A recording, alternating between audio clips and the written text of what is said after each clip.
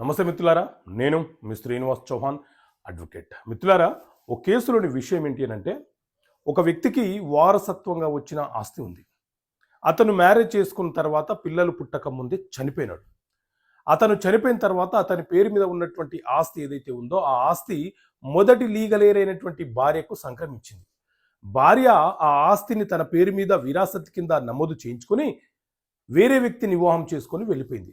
So ఈ transaction ఆమె పేరు మీద పట్ట మార్పిడి అనేది చెల్లుబాటు అవుతుందా? సో మిత్రులారా, మన దేశంలో హిందూ వారసత్వపు చట్టం 1956 అమలు ఉన్నది. ఇందులోని సెక్షన్ 24, 25, 26 ప్రకారంగా వారసత్వంగా ఆస్తులు ఎవరెవరు పొందడానికి అనర్హులు అనంటే, సెక్షన్ 24 ప్రకారంగా భర్త చనిపోయిన తర్వాత భార్య మరొక వివాహం చేసుకుంటే ఆమె పొందే ఆస్తి చెల్లుబాటు కాదు, ఆమెకు ఆస్తి రాదు. అలాగే సెక్షన్ 25 ప్రకారంగా ఎవరైనా తల్లిదండ్రులను ఆస్తి ఇవ్వటం లేదని హత్య చేసే ప్రయత్నం చేసినా వారికి వారసత్వపు ఆస్తులు కానీ సెల్ఫ్ అక్వైర్డ్ ప్రాపర్టీలో కానీ వాటా కోరే హక్కు ఉండదు.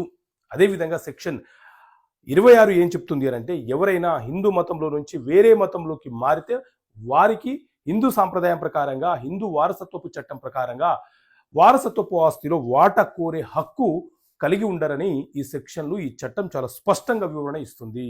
ఓకే మిత్రులారా, థ్యాంక్ యూ.